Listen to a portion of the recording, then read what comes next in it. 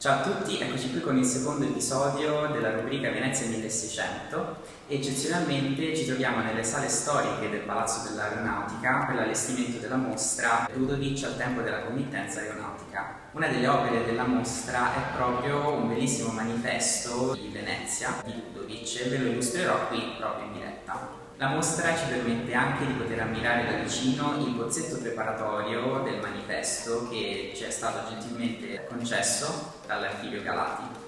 Vediamo più da vicino il bozzetto preparatorio. Qui possiamo notare le firme dei due autori. Pensiamo che Nizzoli abbia firmato proprio scrivendo con del pastello, probabilmente essendo molto pastoso il materiale, mentre la firma di Ludovic, che sembra più inchiostro, pensiamo che possa essere stata timbrata. Poi andando a esaminare più da vicino la composizione notiamo come la donna, che probabilmente è stata disegnata da Ludovic, notiamo che il tratto è più marcato, probabilmente ha usato una grafite, mentre il campanile riteniamo che possa essere stato invece prodotto da Nizzoli e come possiamo notare è un po' più sfumato il tratto, quindi probabilmente ha usato del pastello. Una cosa molto importante è che c'è la presenza immediata del lettering. Di solito il lettering, la scritta veniva aggiunta dopo, cioè veniva fatta prima la composizione e poi sul manifesto veniva aggiunta la scritta, e poi, come noteremo a breve, la scritta non è esattamente come verrà poi riprodotta sul manifesto.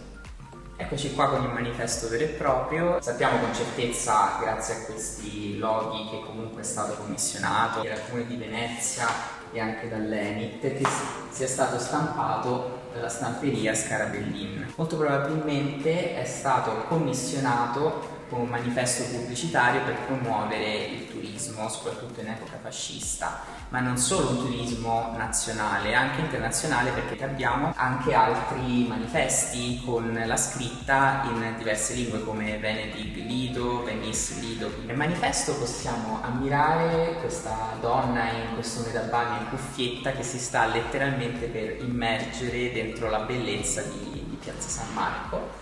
È una donna dalla muscolatura piuttosto evidente, ci si mostra di spalle e secondo me questo dettaglio potrebbe essere stato usato dagli artisti per infondere un senso di curiosità nello spettatore e per invitarlo a seguire la donna, a immergersi con lei dentro le bellezze di Venezia. Questo manifesto mette in correlazione in modo molto brillante le due realtà turistiche più importanti della città di Venezia, che sono il Lido e il centro storico. Quindi qua ovviamente la Bagnante rappresenta la parte più balneare, no? Quindi l'attrazione turistica balneare di Venezia che è il Lido, e la troviamo appunto contrapposta alla bellezza di Piazza San Marco, che è il luogo icona di Venezia. Grazie a tutti per averci seguito e ci vediamo il prossimo giovedì.